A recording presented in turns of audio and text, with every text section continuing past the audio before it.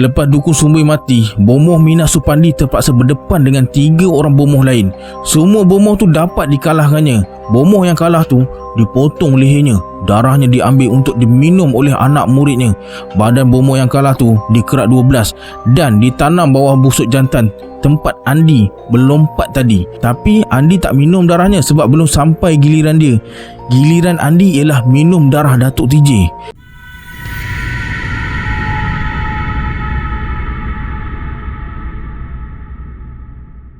A'udzubillahi minasyaitonirrajim. Bismillahirrahmanirrahim. Assalamualaikum semua, kembali lagi bersama saya Syarul. Terima kasih sebab dah klik video ni. Semoga yang menonton video ni ditambahkan rezeki dan dipermudahkan urusan dunia dan akhirat. Hari ini saya akan sambung cerita bercakap dengan jin siri 152 hingga 153, yang mana terlepas siri-siri sebelum ni saya akan letakkan link playlist dekat bawah. Sila like, subscribe dan komen dalam video ni pada yang nak join grup Telegram saya. Saya letakkan link dekat bawah.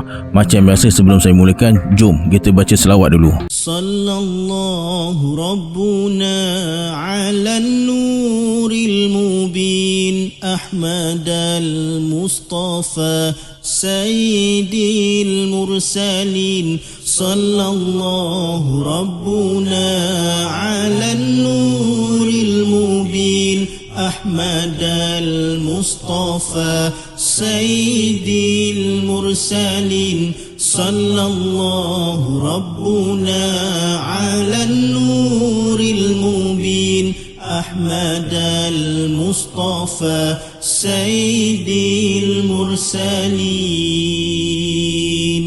Tanpa buang masa lagi, jom let's jump to Rabak Seram.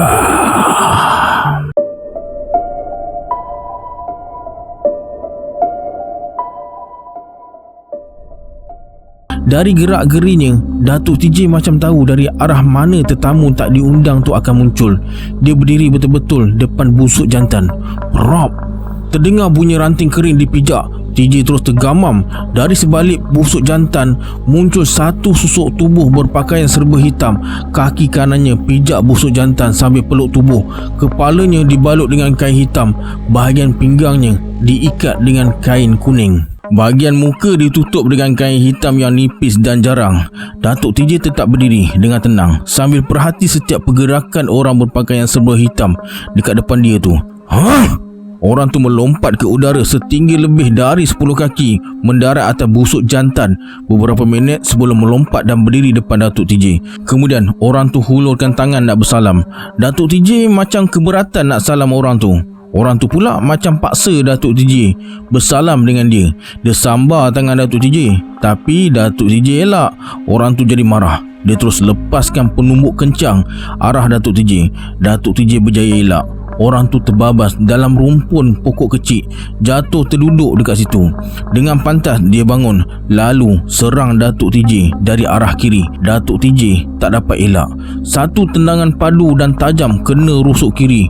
Datuk TJ tersungkur dan bergolek ke atas tanah, tahan rasa sakit sambil mengerang. Orang tu tak lepaskan peluang. Dia terus lompat nak hentakkan kakinya dekat dada Datuk TJ. Cepat-cepat Datuk TJ golekkan tubuhnya menuju ke arah kaki orang tu dan sambar dekat bahagian buku lalinya. Lalu dipulas dengan sekuat hati. Si baju hitam tu tak dapat imbangkan badan, akhirnya tersembam ke tanah. Sedaya upaya Datuk TJ peluk badan si baju hitam tu dan lepaskan penumbuk dekat perut dia. Terdengar suara pekikan, rasa senak yang amat sangat. Si baju hitam cuba tendang tubuh Datuk TJ. Dengan tangkas, Datuk TJ rentap kain hitam penutup wajah dan dibuang ke dalam belukar. Datuk TJ terus berhenti dan mencangkung depan si baju hitam yang tewas tu. Kamu bukan lawan aku, pulanglah, kata Datuk TJ. Si baju hitam tu duduk bersila atas tanah sambil renung wajah Datuk TJ dengan penuh dendam.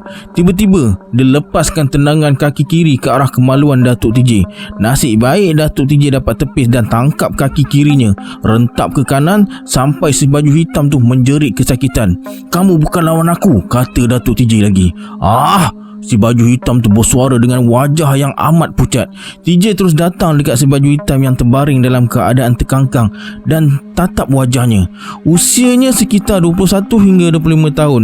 Air mukanya bersih macam orang yang bijak pandai. Dari raut mukanya mungkin dia kacukan Melayu dan Cina. "Kenapa kamu serang aku? Aku tak buat apa-apa dengan kamu," kata Datuk TJ sambil kilas tangan si baju hitam tu sampai keris dekat tangannya jatuh ke tanah. "Cakap, kenapa kamu serang aku?" "Ada orang suruh," katanya secungap-cungap. Datuk TJ terus lepaskan tangannya dan ambil keris yang tersadai atas tanah. Dengan tenang, Datuk TJ perhati luk dan besi keris yang hulunya dibuat dari gading gajah dalam bentuk paruh burung helang. "Duduk," kata Datuk TJ. Si baju hitam yang terbaring terus duduk mencangkung. Datuk TJ suruh si baju hitam tu bagi tahu siapa yang suruh dia buat semuanya ni. Si baju hitam tu tak nak bagi tahu sebab kalau dia bagi tahu maknanya dia langgar sumpah. Kalau dia langgar sumpah, dia akan muntah darah. Dalam seminggu dia akan mati. Datuk TJ jadi serba salah. Dia termenung kejap, cari akal macam mana nak selamatkan si baju hitam tu. Datuk TJ tak nak disebabkan dia, si baju hitam tu, yang terima padanya. Datuk TJ bersuara, "Begini saja, kamu terangkan pada aku, siapa yang suruh kamu buat kerja ni? Cakaplah. Kalau ada apa-apa hal, aku bersama kamu. Aku jadi galang gantinya. Aku takkan biarkan kamu kesorangan. Awak tak akan berjaya lindungi saya. Saya tetap dimakan sumpah. Saya tetap mati." Si baju hitam tu mula menangis. Dari perlahan terus meraung sekuat hati. Datuk TJ terus paut bahu si baju hitam tu sambil tekan ibu jarinya pada salah satu urat dekat bahu kiri si baju hitam tu. Serta-merta si baju hitam berhenti menangis. Wajahnya yang pucat bertukar jadi merah. Dari sedih bertukar jadi garang. Si baju hitam bersuara, "Betul awak nak tolong saya? Awak bersedia hadapi kematian?" "Bersedia," kata si baju hitam. Pak Haji, Pak Lebai, Pak Imam, Tok Kadi, guru agama, semuanya kalah. Tak ada doa yang boleh lawan Maha Guru dia, dan dia tak nak langgar sumpah dan nak hidup lama. Tiba-tiba si baju hitam terus lompat melepasi paras pucuk pokok yang ada dekat situ. Nampak macam terbang dengan kedua belah tangannya terbuka macam kepak burung helang. Setelah beberapa minit berada di udara, si baju hitam turun ke tanah semula dan bersiap nak serang Datuk TJ. Dia angkat kaki kanan dan tunjuk penumbuk lalu menerpa ke arah Datuk TJ. Tapi langkah dia terhenti. Rupa-rupanya Datuk TJ baca sepotong ayat Al-Quran untuk lemahkan anggotanya. Si baju hitam jadi lemah, tak mampu nak angkat tangan dan kakinya. Dia terus terkaku dekat situ macam patung. Cuma mata je yang terkebil-kebil. Datuk TJ terus datang dekat si baju hitam dan letakkan ibu jari kanan ke pangkal dagunya. Perlahan-lahan Datuk TJ tekan ibu jari sampai timbul bekas dekat pangkal dagu si baju hitam. Lepas 3 kali Datuk TJ hembus muka si baju hitam, barulah dia bertenaga semula, boleh gerakkan tangan dan kakinya. Sekarang Datuk TJ dah tak nak bertolak ansur lagi. Kalau si baju hitam tu tak bagi tahu siapa ketua dia, Datuk TJ nak cekik dia dan gantung atas dahan pokok. Datuk TJ suruh si baju hitam tu pilih. Kalau dia tak bagi tahu, Datuk TJ akan bunuh dia. Kalau si baju hitam tu langgar sumpah, dia akan muntah darah. Seminggu lepas muntah darah, baru dia akan mati. Disebabkan kalau dia langgar sumpah, Datuk TJ boleh tolong dan ada harapan untuk hidup. Akhirnya si baju hitam bagi tahu yang suruh dia serang Datuk TJ ialah bomoh perempuan. Namanya Halijah, tapi orang panggil dia bomoh Minah Supandi. "Halijah Supandi?" kata Datuk TJ. "Ya." Lepas tu Datuk TJ suruh si baju hitam pergi dari situ dan jangan ganggu dia lagi. Datuk TJ dengan TJ pun teruskan perjalanan. Tiba-tiba, "Aduh!" Datuk TJ toleh ke belakang. Dia tengok si baju hitam tu dah tersembam atas tanah. Mukanya berlumuran darah. Sebelum Datuk TJ datang dekat si baju hitam tu, dia suruh TJ keluarkan golok perak dari dalam beg. Dengan golok tu Datuk TJ letak pucuk palas yang belum kembang dan buka satu persatu. Darah yang berlumuran dekat muka si baju hitam tu Datuk TJ lap dengan pucuk palas. Kemudian dia dudukkan si baju hitam tu. TJ tengok muka si baju hitam tu dah jadi warna hitam. Nafasnya tercungap-cungap dan mula batuk tersedia tersangkut-sangkut tapi tak keluarkan darah. Kemudian Datuk TJ suruh TJ korek tanah, ambil akar pokok petai, petik daun keladi gergasi untuk buat bekas air. Ambil air dekat tepi parit kecil, kemudian letak akar petai, daun surunai laut dan pucuk tapak kuda, campur semua tu dengan air dalam daun keladi tu. TJ terus pergi buat apa yang Datuk dia suruh. Bila dah siap semua barang tu, TJ bagi dekat Datuk dia. Datuk TJ terus curahkan air tu ke dada si baju hitam. TJ tengok si baju hitam meronta-ronta dan akhirnya terlentang atas tanah. Bunyi nafasnya macam bunyi nafas kerbau. Biarkan dia dekat situ. Kejap lagi hitam dekat muka dia hilang, kata Datuk TJ sambil baca sesuatu. Tak lama kemudian tangan si baju hitam tu mula bergerak dan terus duduk bersila.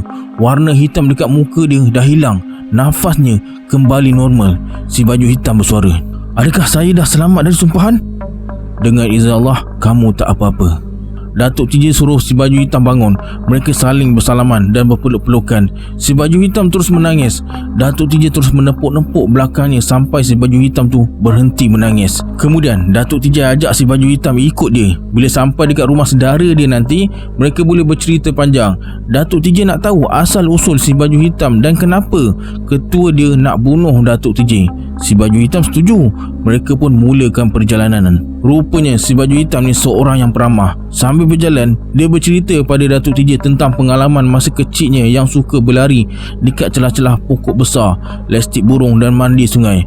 Sepanjang jalan ni memang tempat si baju hitam dan kawan-kawan dia berjalan-jalan. Kadang-kadang mereka curi buah jambu orang.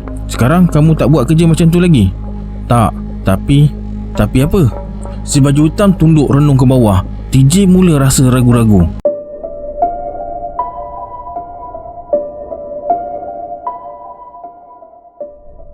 Mereka teruskan perjalanan. Tiba-tiba TJ nampak seekor monyet botak. Dari kepala sampai pinggang tak ada bulu. Dari pinggang sampai punggung bulunya berwarna merah, ekornya warna hitam. Monyet tu bergayut dekat dahan sambil menyeringai. Datuk TJ dan si baju hitam berhenti melangkah dan renung ke arah monyet tu. "Kita dalam bahaya," kata si baju hitam. "Jangan bimbang, pedulikan semua tu. Kita jalan terus," kata Datuk TJ. Monyet botak tu melompat dari dahan ke dahan ikut ke mana mereka pergi. Suara jeritannya cukup kuat menguasai seluruh kawasan sekitar.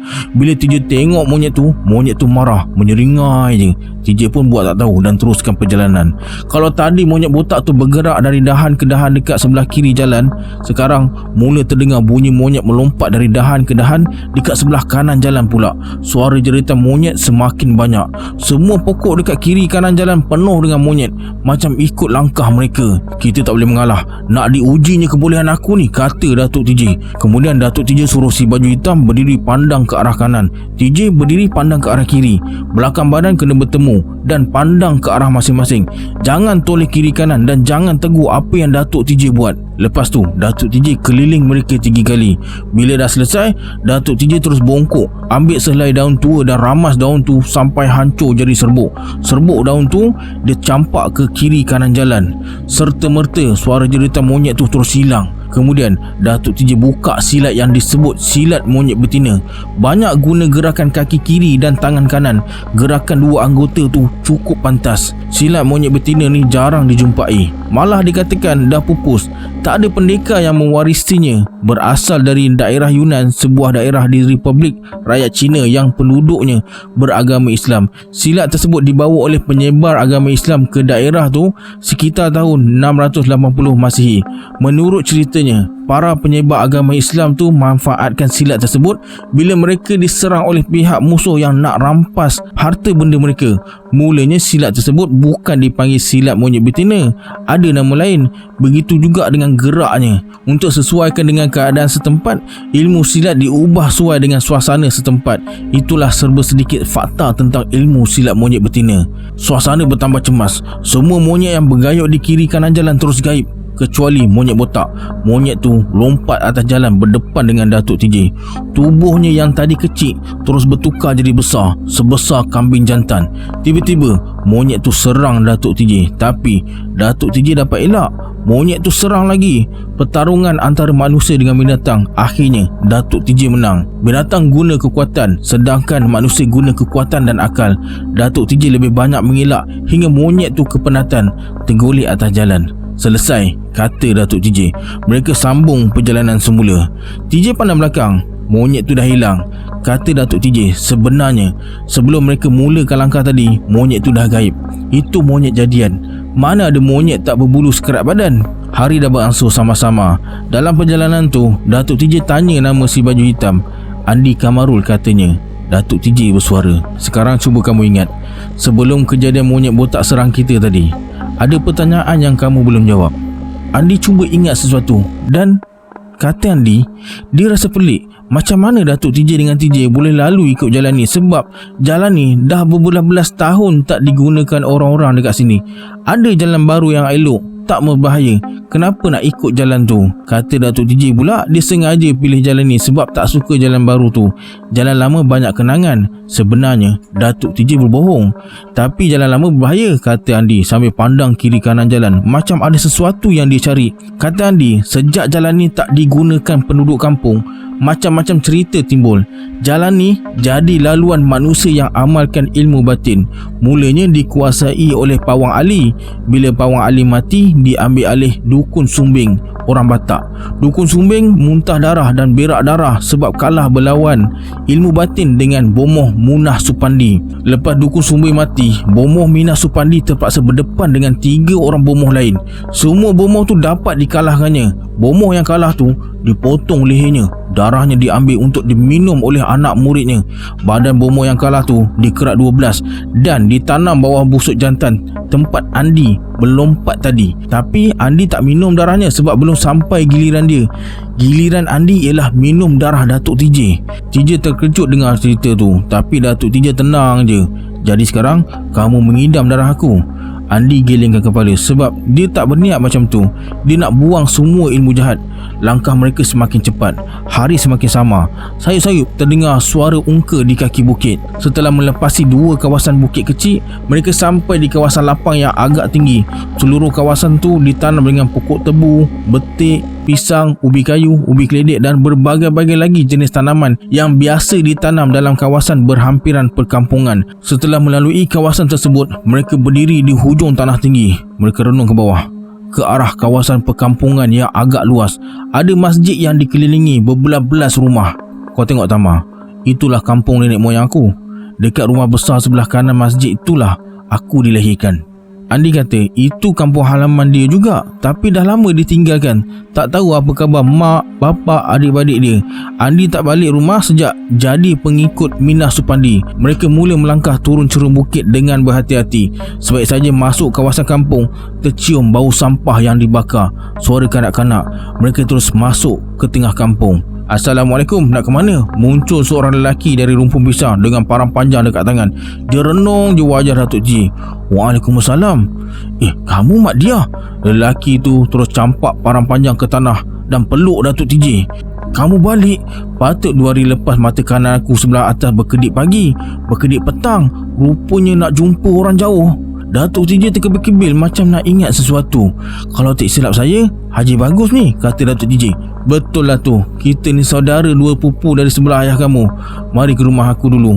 Hari dah nak senja, tak usah pergi ke rumah lama. Rumah pusaka tu terbiar begitu saja ke Abah Haji? Tanya Datuk TJ sebaik saja pijak anak tangga pertama rumah Haji Bagus. Haji Bagus tak menjawab. Dia hanya tersenyum dan suruh orang rumah dia buat kopi dan suruh kosongkan telaga tempat mandi, nak bagi mereka bertiga mandi dulu. Waktu maghrib dah nak masuk. Alright, sampai sini dulu sambungan cerita bercakap dengan Jin ni. Kita berjumpa di video akan datang. Saya Syahrak. Assalamualaikum. Adios.